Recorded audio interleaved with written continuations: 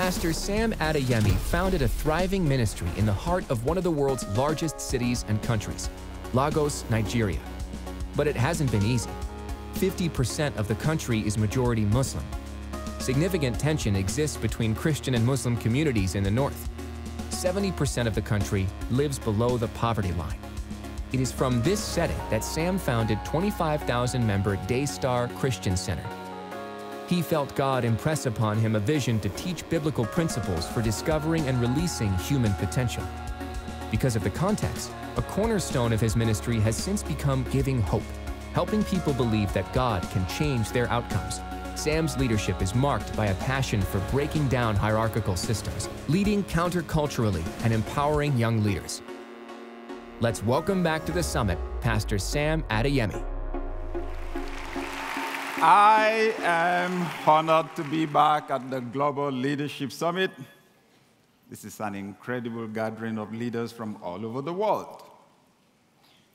Our church started just like many other churches start, with very limited resources 22 years ago. We started in a restaurant, and we had to change venues within a few months because we didn't have enough money to pay for the restaurant. And then I observed a problem. We were not attracting the ideal kind of people I saw in the vision God showed me. The people we attracted needed money for taxi after the service. They needed help with their hospital bills. They needed help to pay their rent. And I thought, no, I think I got the wrong people here. The only thing is that I also needed help with my bills at that time. So I wondered why the rich people were not coming. Many questions go through the mind of people that start organizations like that, especially when things are not working according to your plan yet. Then I realized that in leadership, you don't attract who you want, you attract who you are. The leadership dynamic, which Bill describes as moving people from here to there, works when there is alignment between the sense of identity of the leader and that of the followers. I'll say that again. The leadership dynamic works when there is alignment between the sense of identity of the leader and that of the followers. Now, this is grounded in research by social scientists. And they said that when people in a group say that their leader is charismatic, it's actually more because the leader is a prototype of the ideal member of that group. Several years back, I sat on a flight right next to one of Nigeria's foremost pastors, Enoch Adeboye. And I asked him a question. It was an unusual opportunity because it's rare, for you to be sitting next to him on a flight like that, especially for someone like me. So I seized the opportunity to ask him how the church in Nigeria could be more effective in influencing national development. He replied with a question. He asked me, if a group of robbers had the opportunity to elect a leader, would they elect a policeman? He had my head spinning for a few minutes. Wow, what kind of a question is that? Then I realized, oh no, if the robbers were to elect a leader, they would elect a more experienced and sophisticated robber than themselves, but not a policeman. So, for the leadership dynamic to work in that scenario, it's either the policeman becomes a robber or the robbers become policemen. Now, with respect to leadership, the policeman's ability to help the robbers to make the transition from being robbers to becoming policemen is what leadership is about. The ability to help them to become whom they have never been before. There would have to be a change on the inside of those robbers before leadership can happen between that policeman and those robbers. Effecting that internal change in the people you lead is what I call the miracle of leadership. Now, away from that illustration, unleashing the potential of followers, especially those that seem less than ideal, is the miracle of leadership. God makes champions out of ordinary people, and we also can make champions out of ordinary people. I've had startup entrepreneurs and pastors of new churches walk up to me and ask, what do you do when you realize the first set of people you attracted are not your ideal staff members or ideal church members? What do you do? For the entrepreneurs, they say, well, you just hire the person you can afford. The pastors say, well, the church members show up, but rather than those millionaires that you saw in your vision, it's people that need money that come to your church. And then they say to me, I know that the people I have right now are not my ideal members. I know my ideal members are still coming. But until they show up, what do I do with these ones that I have? So I say to them, your millionaire members showed up, you did not recognize them. When they show up, this is what they look like. They have needs in their lives. Then I tell them the transformation that will happen in their lives is the test of your leadership ability. Several years back, I read a book titled You Can Go Up by Bill and D. Stringfellow. They wrote about how the barbers and hairstylists of America wanted to create awareness about their work all over America. So they hired a consultant, very brilliant consultant, to help them do the job. It's an old story, so I'm sure some of us may have heard the story before. So this brilliant consultant had an idea that they should hold a convention. So he went to the rundown part of the city and found a young man who had drug problems. He was looking really unkempt, looking dirty, and the consultant promised to pay him some money. Took him from there and had photographers take his shots. They took his photos the way he was, unkempt. Then they gave him a haircut and then took another round of photos. And then they made him have his bath and then put him in suits and tie.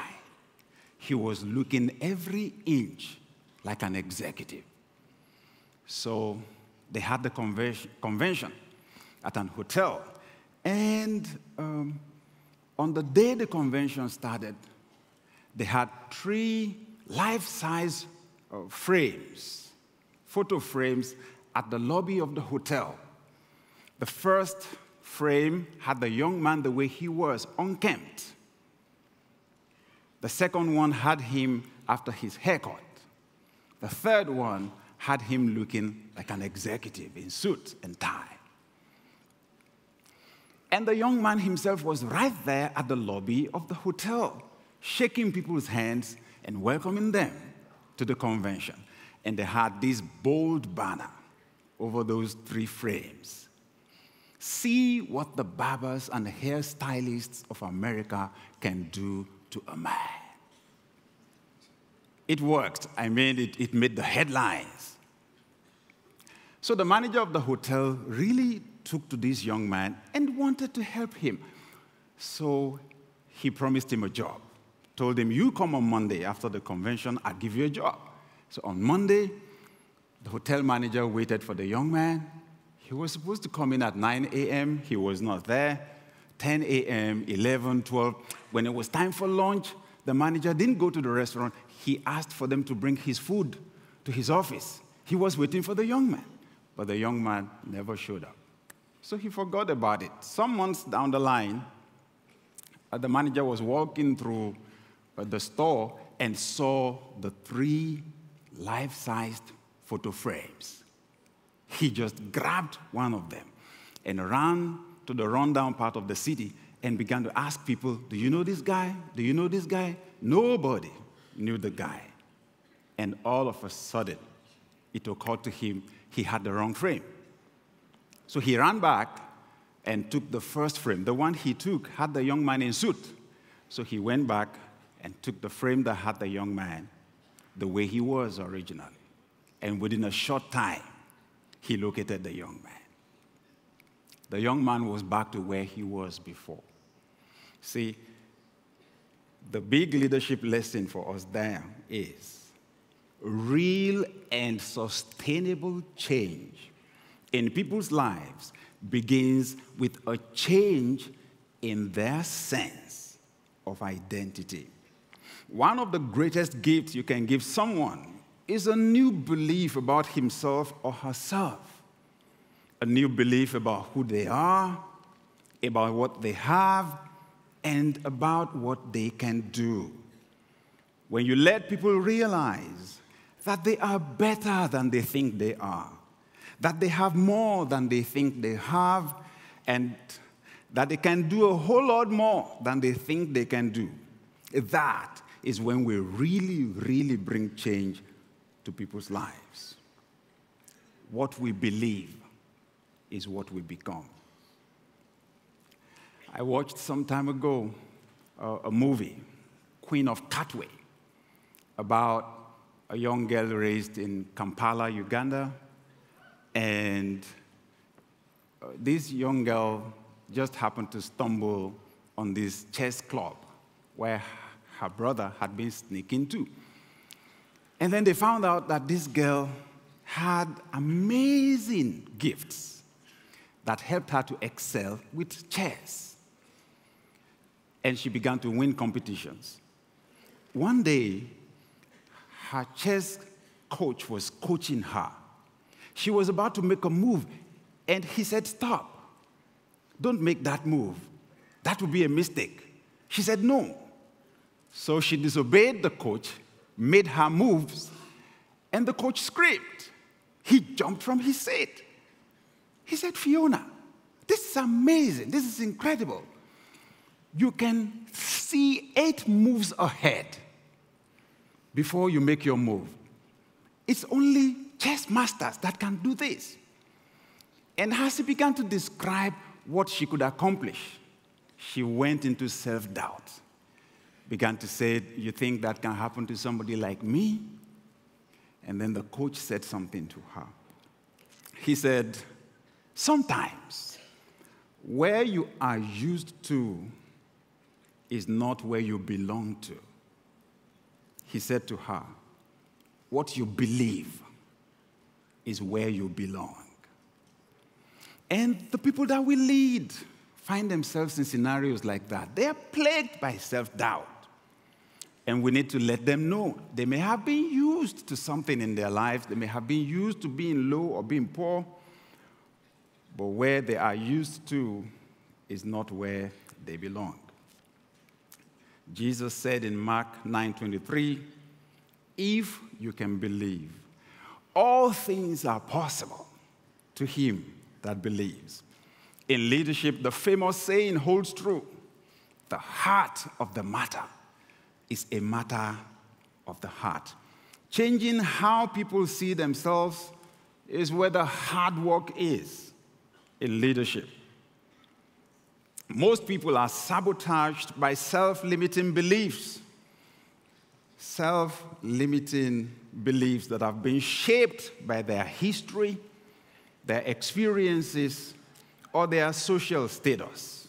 Some have experienced war or genocide, And we don't realize that for some, being poor has become part of a culture. For example, groups that have experienced slavery or colonization tend to battle with low self-esteem and with a mindset of poverty. Being inferior and being poor has evolved to become a part of their group identity. Such people fight internal battles of identity. There are some in our organizations that just cannot imagine themselves becoming senior managers or CEOs. Many can't imagine themselves becoming entrepreneurs like us.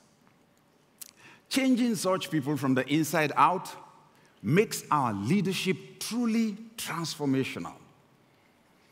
And I read from Norman Vincent Peale how there was a college coach that was training trapeze artists.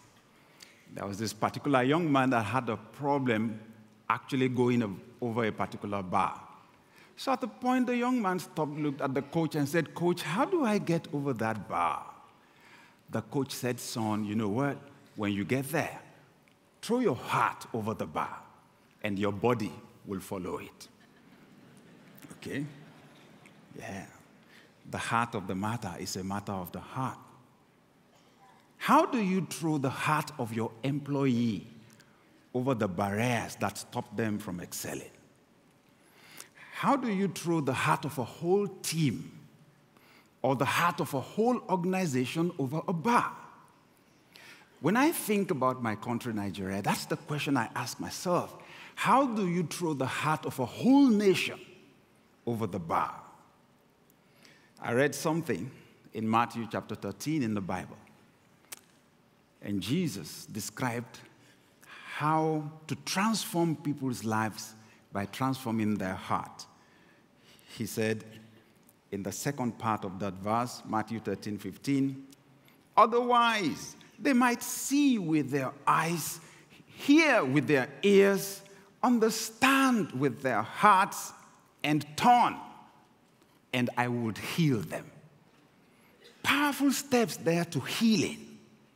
Jesus said the first thing is they need to see with their eyes, they need to hear with their ears, and they need to understand with their hearts. When they see with their eyes, hear with their ears, something will happen in their hearts. He said, they will turn. He said, then I will heal them. The change on the outside will happen when the change on the inside has happened first. 1 Corinthians chapter 2, verse 9 in the Bible also says, "Eye has not seen, ear has not heard, neither has entered into the heart of any man." It's amazing. It's the same combination, the eyes, the ears, and the heart. So I say this: whatever people see and hear consistently over time will enter their hearts and put their lives on autopilot.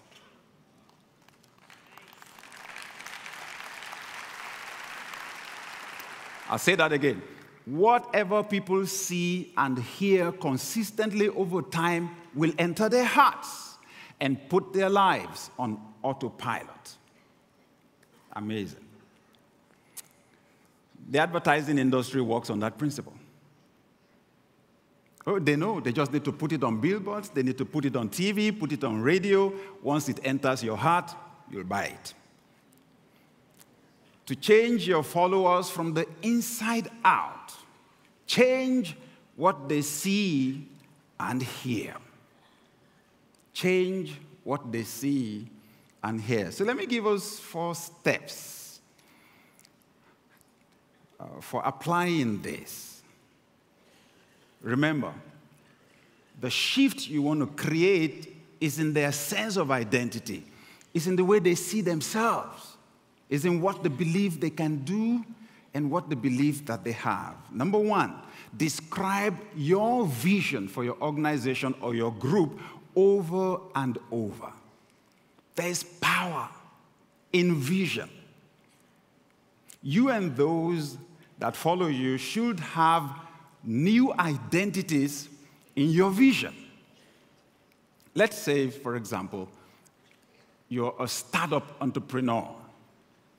When you describe your vision to be the leading organization in your industry, you, the visioner, sure have a new status in that vision. So the people you lead should be able to see themselves in that vision. See how they become managers, or how they become partners, how they become directors, how they become CEO or COO, how they become subdivision CEOs in that vision. I describe vision as the ability to see people, places, and things not just the way they are, but the way they could be. Vision is ability to see people, places, and things not just the way they are, but the way they could be. With vision, great leaders recognize the future leaders in their followers. And they begin to call their followers what they see in the vision. It's very important. I heard of a Jewish mother who was walking with her 2 kids. Someone asked her on the road, "Madam, how old are your boys?" She said, "Oh, the doctor is 3 and the lawyer is 2.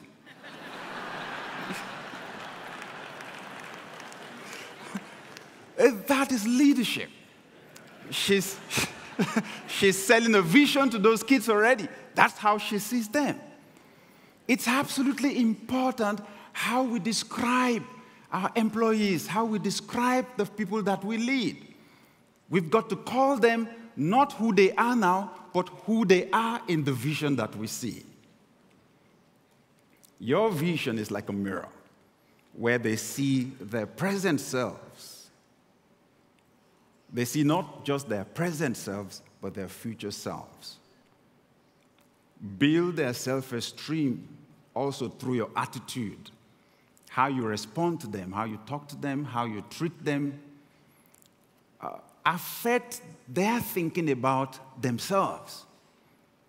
Now, I am sensitive to the culture from which I come. And in that culture, being a leader makes you superior to the people that you lead. So I found out as our church began to grow, then the culture began to show up. When you have a large number of people, you're a big shot, especially in your church. I remember my first visit to the US, okay? It was Houston, Texas. And I spoke at the church on Sunday, first service, and then we had a break. So as we were about to walk out the door to my pastor friend's office, and he's a Nigerian American, he held me. He said, "Sam, hold on. As we approach that door, they're not going to do what your church members do in Nigeria. They're not going to leave that door for you. They will walk out first before you can go. So we'll have to wait patiently for them to go through, then we go after them." Let me explain that.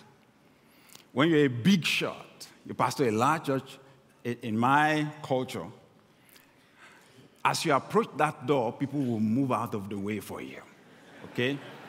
And if they don't move, your minders, your security guys or the protocol guys will go there and push them out of the way and tell them, "Move."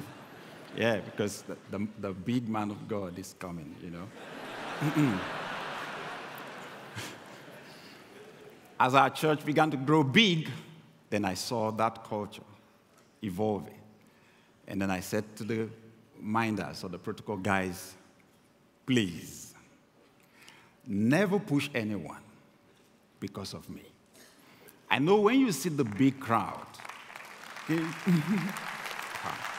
I said, seeing a big crowd makes you to feel that I'm a big guy, that there's something special about me. I said, it's not that way. I said, it's not because I am special that they are here. It's because they are special. That's why I am here, okay?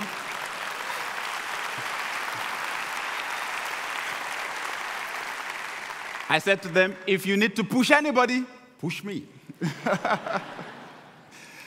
It's important, okay? So it's important how you treat people.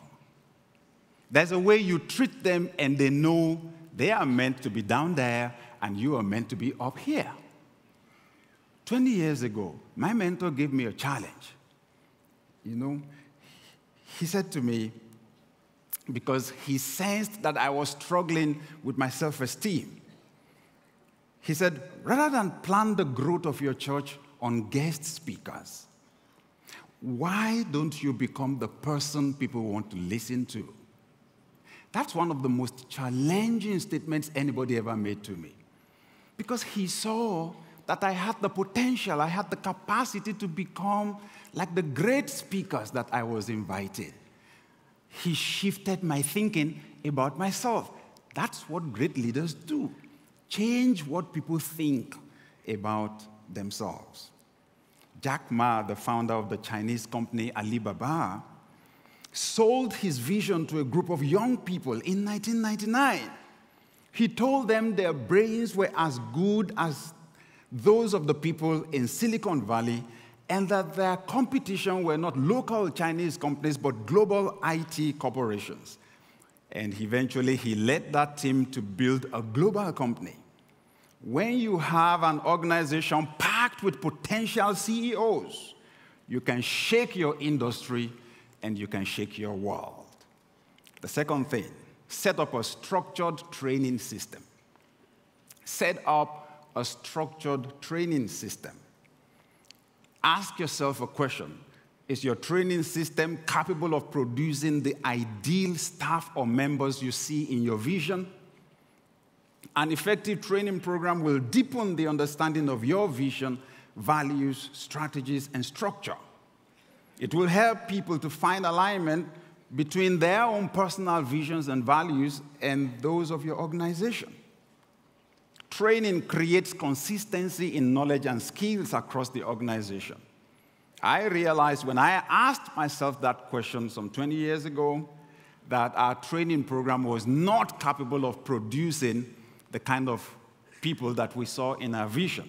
So we restructured the training. I took the training 1 hour before Sunday service, 30 straight weeks.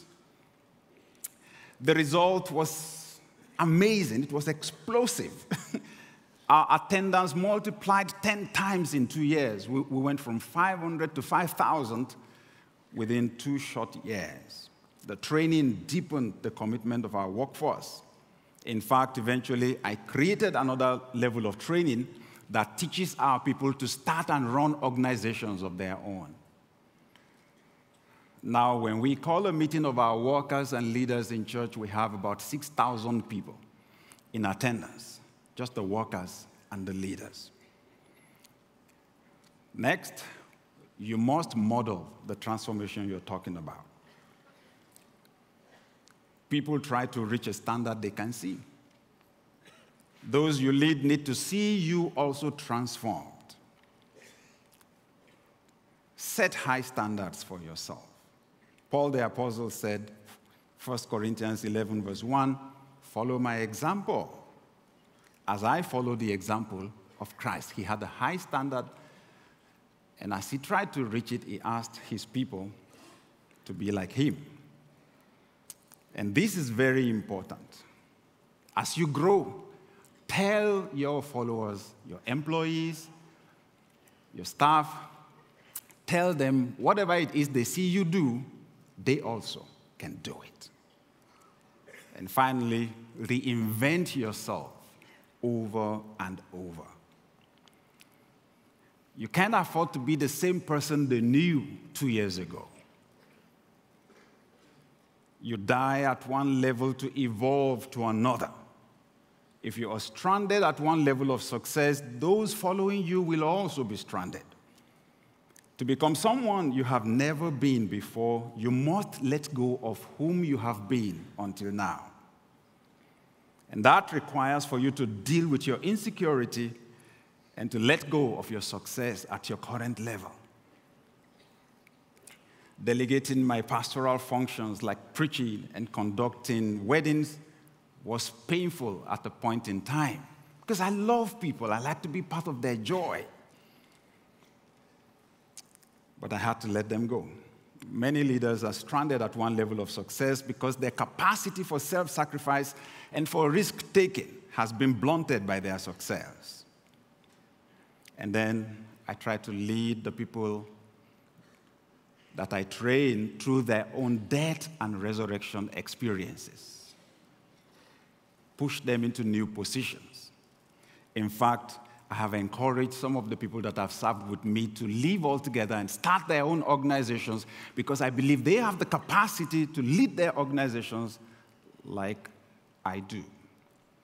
The result has been phenomenal. In the culture that I come from, many pastors find it difficult to let go of their associates to start churches, especially in their own cities. And we went against the grain. We trained them, released them. When they want to start their churches, we pray for them. Okay? In fact, I say to our church members, if you feel led to go with them, go with them. They're still part of us. And we go them, help them to launch those churches. They are growing, we are growing.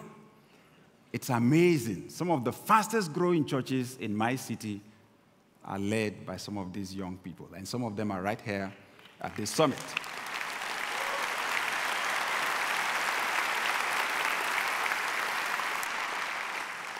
I close from Acts chapter 4, verse 13.